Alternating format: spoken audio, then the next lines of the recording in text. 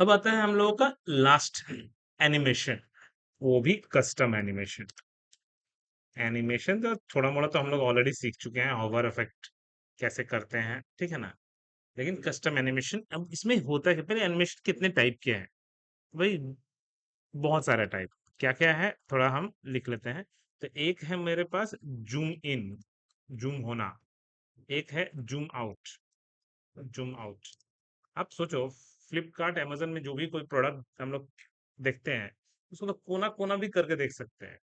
तो वो हुआ, तो वो भी मैंने इसी का पार्ट है, ठीक है ना। फिर धुंधला होना, fade in, fade out, fade out, ठीक है।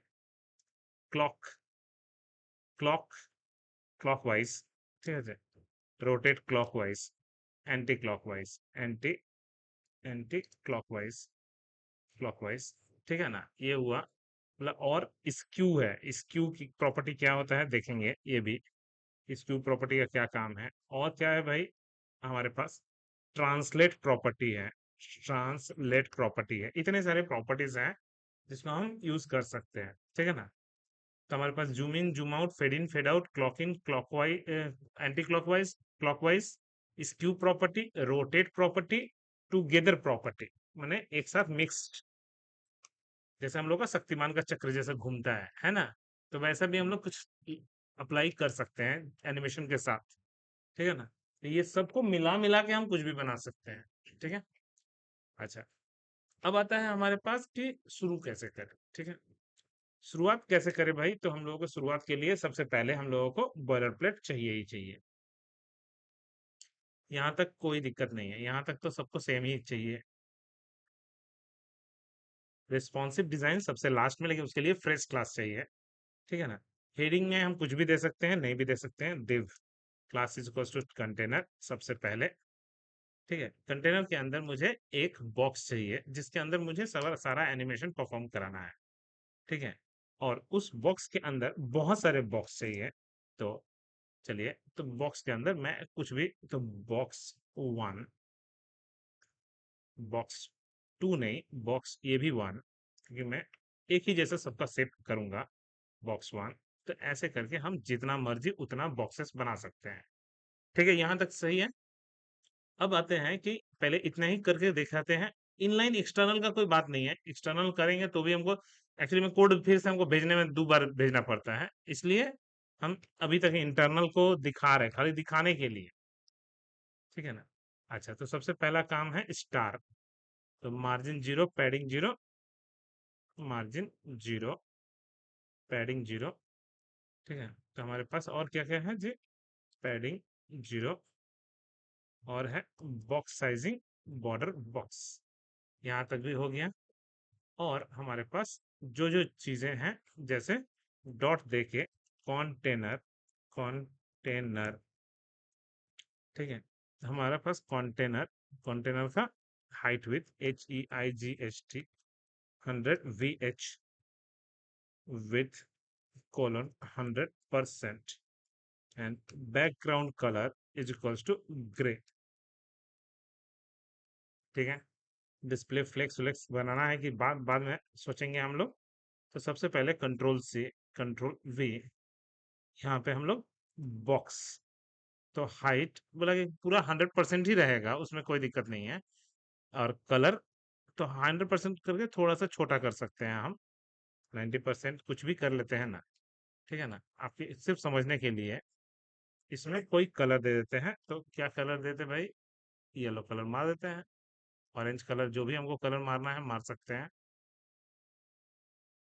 ठीक है। डिस्प्ले फ्लेक्स, डिस्प्ले कोलन देके फ्लेक्स। और क्या है जी,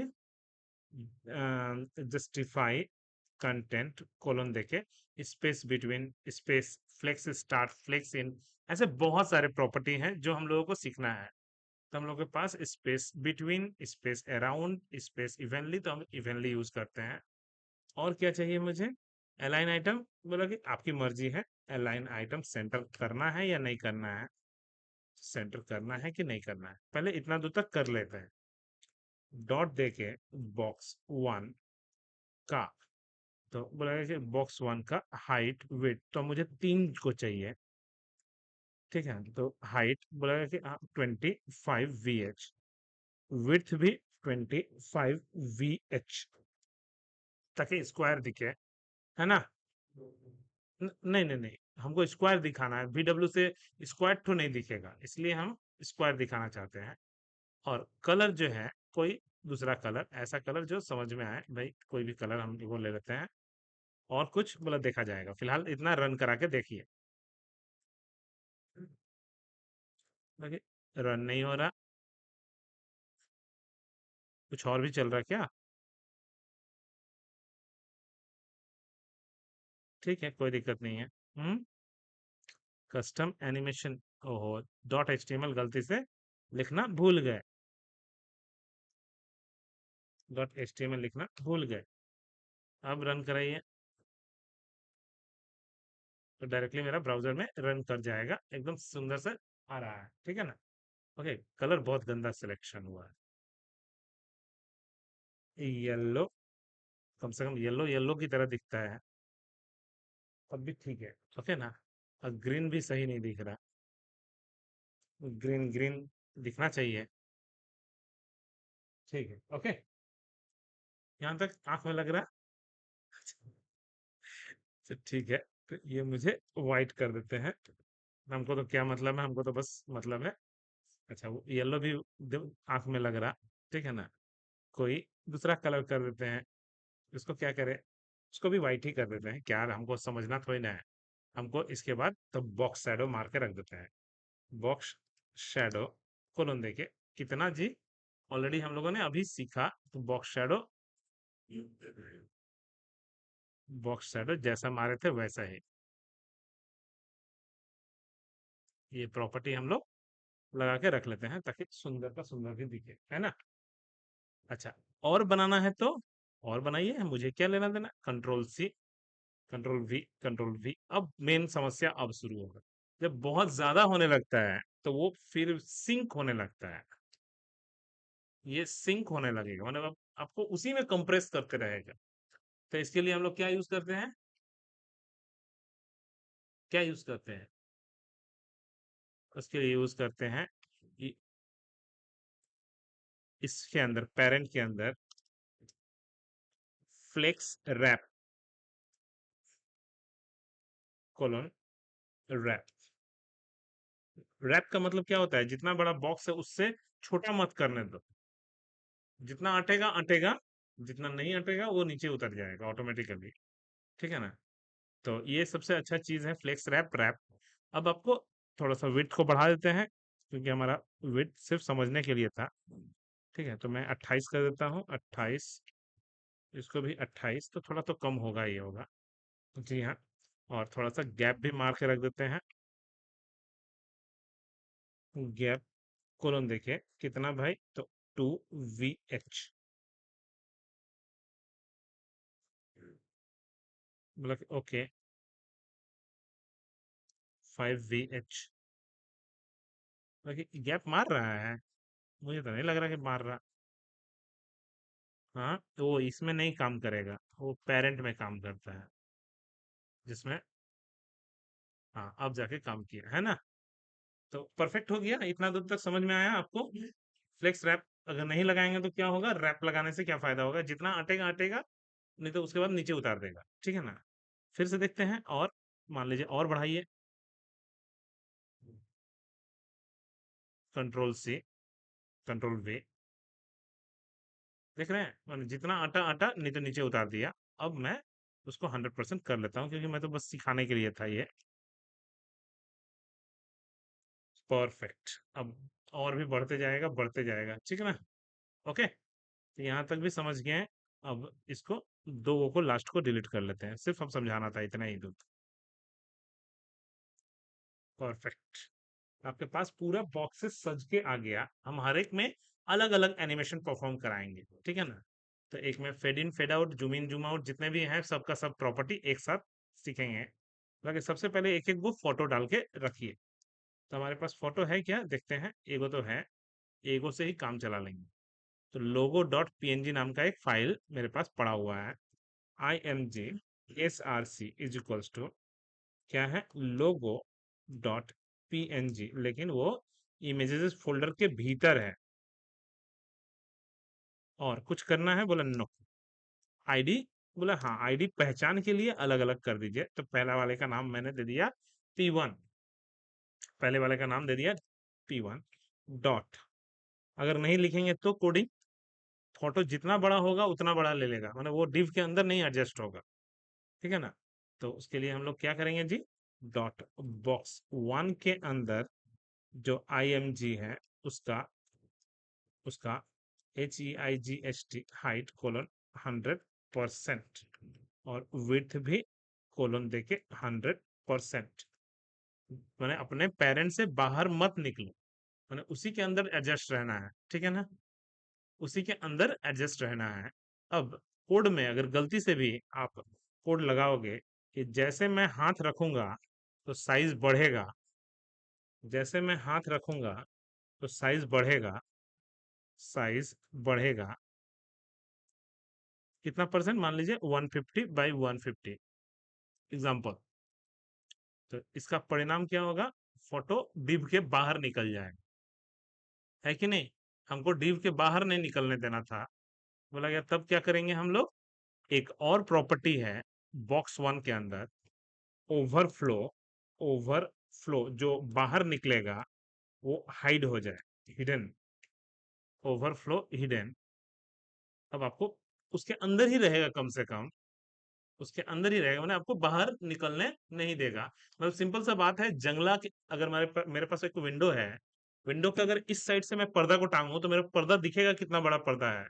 पर्दा को अगर उस साइड से टांगू मैंने एक लेयर पीछे, तो वो क्या दिखेगा, मुझे उतना ही बड़ा दिखेगा जितना बड़ा विंडो है ना। तो यहाँ पे भी सेम ही चीज है, लेकिन एनिमेशन परफॉर्म नहीं हो रहा। और ये कैसा वाला जूमिंग है, ये एक कोना वाला जूमिंग है। कैसा वाला जूमिंग है, पावर पॉइंट हम ओपन करते हैं, ये एक कोना वाला जूमिंग है। ऐसा वाला जूमिंग हमको नहीं चाहिए, ये बहुत रेयर कहीं पे यूज होता है। ठीक है, आपके पास एक जूम होता है ये भी, जिसका ओरिजिन सेम रहता है, खाली एक कोना से जूम होता है। ये वाला जूम आप अभी कर रहे हो, कि आपका एक साइड से जूम हो रहा है, बाद बाकी साइड से जूम नहीं हो रहा। मतलब ये वाला प्रॉपर्टी हमको ज्यादा इफेक्टिव नहीं है। प्लस ये एनिमेशन वाला फीलिंग नहीं आ रहा, बस जूम वाला फीलिंग आ रहा है, एनिमेशन नहीं है। तो एनिमेशन के लिए मेरे पास कौन कौन सा प्रॉपर्टी है, तो एनिमेशन के लिए मैं एक अलग से सिर्फ नोट्स के लिए नोट्स। ठीक है, तो एनिमेशन के लिए मेरे पास एक है transition property. Transition is in property, is in, और टोटल टाइम कितना टाइम में वो कंप्लीट होगा, इज इन प्रॉपर्टी। एक है इज आउट प्रॉपर्टी, एक है is out property, is out property, and last है इज इन आउट प्रॉपर्टी। तीन। कब किसका इस्तेमाल करना है, अब ये याद रखना है, बहुत सिंपल। हम तो याद रखते हैं ऐसे, पंखा जब ऑन होता है, फैन जब ऑन होता है, तो फैन का स्पीड पहले कम रहता है, बाद में धीरे धीरे स्पीड तो बढ़ता है। तो अगर मुझे कुछ एनिमेशन ऐसा परफॉर्म करना है जो पहले स्लो बाद में स्पीड पकड़े, तो हम लोगों को इज इन प्रॉपर्टी अप्लाई करना है। जब पंखा को ऑफ करते हैं तो पहले फास्ट रहता है, बाद में स्लो होता है, ऐसे याद रखना है। और पंखा जब रनिंग अवस्था में रहता है, यूनिफॉर्म, तो यूनिफॉर्म मतलब एक स्पीड से आगे बढ़ता है। तो हमको सबसे ज्यादा प्रॉपर्टी कौन सा है हम लोग यूज करते हैं, यही वाला। तो हम लोग भी कौन सा प्रॉपर्टी यूज करेंगे, यही वाला प्रॉपर्टी यूज करेंगे, कि जब होवर करेंगे तो transition, transition property is in out, is in out 2 second completion time. ठीक है, तो जब मैं हाथ रखूंगा तो उसको टोटल टाइम, ए तो एनिमेशन शुरू हो गया, लेकिन हाथ हटाते ही फट से जूम आउट हो जा रहा है। तो वो नॉर्मल कंडीशन में भी कोड तो लिखना पड़ेगा, कि जब फिर से नॉर्मल पोजीशन में भी आए तो वो is in out property apply हो। ठीक है ना। तो कोडिंग में, हाँ, कम से कम ये तो समझ में आया कि ये बोला कि थोड़ा स्लो ज्यादा हो गया है, वो तो हम कम कर लेंगे। 1 सेकंड लीजिए, 0.7 सेकंड लीजिए, लेकिन हम तो बस टाइमिंग तो मेरे ऊपर है, हम कितना फास्ट चाहते हैं। अच्छा लग रहा है? ठीक है, लेकिन ये वाला एक कोना वाला जूम है। ठीक है, ऐसा वाला जूम मुझे नहीं चाहिए। ठीक है, ओके, कंट्रोल सी। अच्छा, सॉरी सॉरी सॉरी, हम लोग हैश P1 पे, ओनली P1 पे जब मैं हाथ रखूंगा, क्या है, सब में एक ही इफेक्ट नहीं चाहिए मुझे, है ना? सिर्फ P1 पे मैंने कोडिंग कर दिया। ठीक है, लगे सेम चीज, कंट्रोल सी, कंट्रोल वी। अब मैं P2 पे अप्लाई करता हूँ। मतलब कि P2 पे मैं चाहता हूँ चारों कोना वाला जूम। ठीक है ना? P2 पे मैं चारों कोना वाला जूम अप्लाई करता हूँ। तो कंट्रोल, तो पहले से P2 का जो भी हाइट विथ है, ऑलरेडी हाइट विथ दिया हुआ है, वो तो सारे इमेज के लिए है ना, ऐसा तो नहीं है कि P1 P2 के लिए। वो तो बॉक्स वन के अंदर जितने भी इमेज है, तो वो ईबी है, ईबी है, सब में हम एक ही कोडिंग अप्लाई हुआ है। तो जो भी है उसमें एक प्रॉपर्टी है ट्रांसफॉर्म। क्या प्रॉपर्टी है? ट्रांसफॉर्म।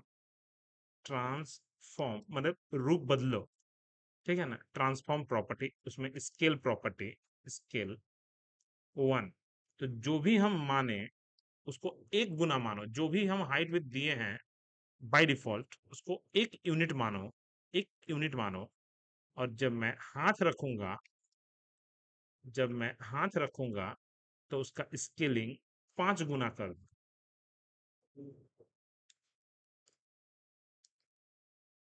तो कितना गुना कर दो?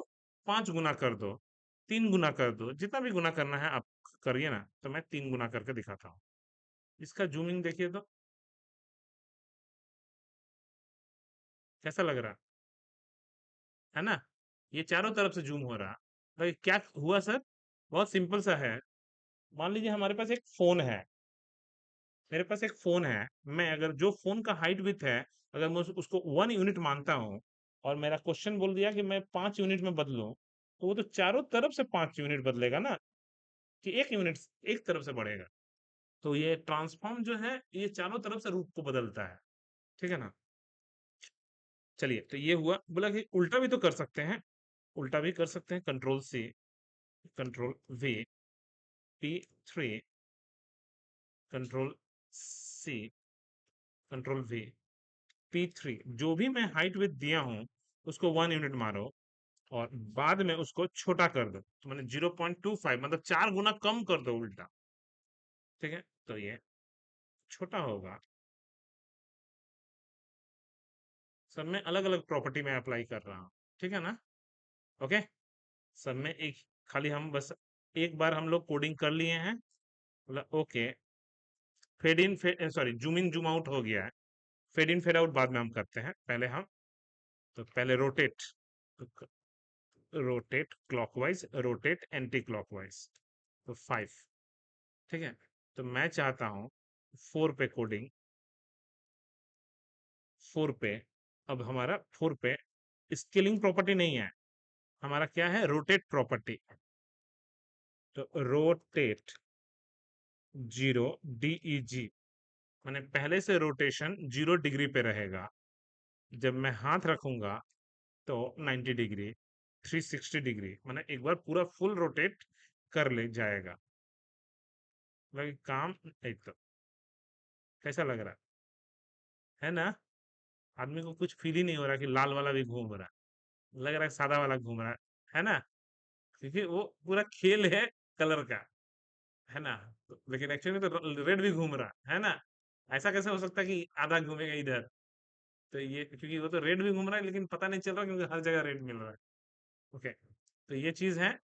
लेकिन उल्टा भी तो घुमा सकते हैं। कंट्रोल सी, कंट्रोल वी, 5 कि पहले से मत घुमा रहा है, -360 डिग्री।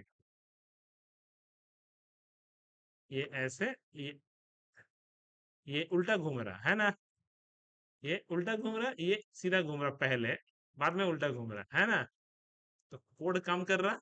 ठीक है, ये हर हर चीज का इस्तेमाल होता है एनिमेशन में। बोला ओके, यहां तक भी समझ में आ गया। तीसरा प्रॉपर्टी है स्क्यू प्रॉपर्टी। स्क्यू मतलब होता है सिकुड़ना, ठीक है। स्क्यू मतलब होता है एक तरह से सिकुड़ना, या एक और बोल सकते हैं हम लोग, फोन को अगर हम लोग फोन को अगर हम एक हुआ एक्स एक्सिस में घुमाना, तो फोन रोटेट करते हुए दिखेगा। लेकिन अगर वाई एक्सिस में घुमाएंगे, तो एक ऐसा समय आएगा फोन एकदम बार की तरह दिखेगा, है ना। एक फोन एक्स एक्सिस में घुमाना, एक वाई एक्सिस में घुमाना, तो एक ऐसा समय आएगा जब लगेगा एकदम पाई जैसा है, ठीक है ना। तो वो वैसा प्रॉपर्टी है। तो सिक्स सिक्स बस, उसमें भी डिग्री ही है, सिर्फ स्क्यू, कि पहले से कुछ सिकुड़ा हुआ नहीं रहेगा, बाद में सिकुड़ेगा। स्क्यू 180 डिग्री ही करते हैं ना, 180 डिग्री पूरा प्लेन हो जाएगा। समझ में आया, एक ऐसा समय आएगा जब वो एकदम पाई जैसा दिख रहा है, ठीक है। तो 180 भी नहीं, 90 अगर करते हैं, सिर्फ 90। समझ में आया, एक ऐसा समय आया वो एकदम बार जैसा दिख के गायब हो गया, ठीक है ना। तो ऐसा करके हम लोग स्क्यू प्रॉपर्टी, लास्ट और भी हैं।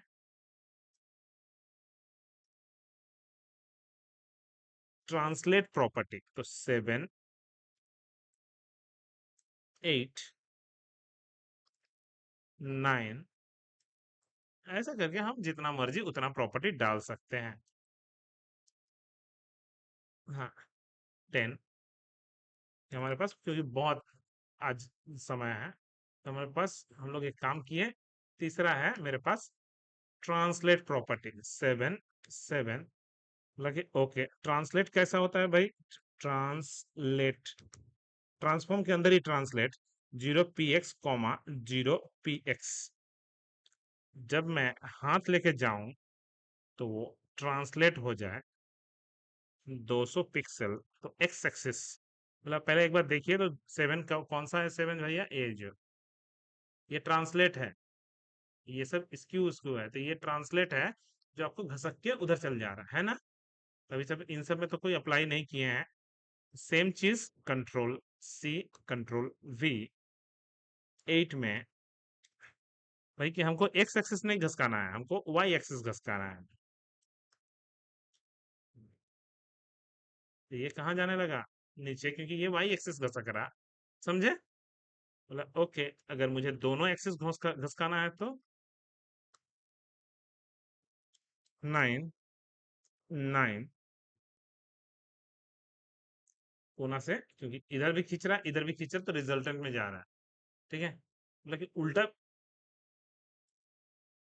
माइनस में करते हैं, ठीक है। हाँ, तो माइनस, खाली एक ही का करके दिखाते हैं ना, सॉरी, 9 9 हो गया ना, 10 10, है ना। माइनस में की तरफ भी जा रहा है, तो माइनस वाई भी हम कर सकते हैं, तो रिजल्टेंट में जाएगा, है कि नहीं। ये नीचे की तरफ, ये ऊपर की तरफ काम कर रहा। तो हम लोग जो जो सीखे हैं सब कुछ काम कर रहा है इधर से, है कि नहीं। तो ट्रांसलेट प्रॉपर्टी, रोटेट प्रॉपर्टी। अच्छा, क्वेश्चन अभी भी खत्म नहीं हुआ, अब तो मेन शुरू होगा। मैं चाहता हूं, जैसे ये हाथ लेके जाने पे हटे रहा है, मैं चाहता हूं कि पहले से हटा हुआ रहे, जब हाथ लेके जाऊं तब आए, क्वेश्चन चेंज, ठीक है ना। तो लगे कि ओके, चलिए देखते हैं 11 नंबर में। ध्यान से ये, क्योंकि बहुत इंपॉर्टेंट है, बहुत ज्यादा, ठीक है। मैं चाहता हूं कि उल्टा प्रॉपर्टी रहो। उल्टा प्रॉपर्टी मतलब कहना क्या चाहते हैं, कंट्रोल सी, सब कुछ सेम ही रहे, लेकिन ये कोड जो है वो पहले रहे, ये कोड पहले रहे, और ये जो कोड है वो बाद में रहे, है ना। किसमें, 11 में, कि पहले से वो गायब रहेगा, बाद में आएगा, तो क्या कोड काम करेगा। कहाँ से काम करेगा, जब इमेज पे तो हाथ ही नहीं जाएगा। समझ में आया गलती, तो इमेज पे तो हाथ ही नहीं जाएगा। इसमें तो इमेज पे हाथ रहे, तो जा रहे हैं, तो इसलिए घसक रहा। कोड हम लोग लिखे हैं इमेज पे हाथ रखने से, मतलब इसीलिए हम लोगों को यहाँ पे कोड थोड़ा सा गलत है।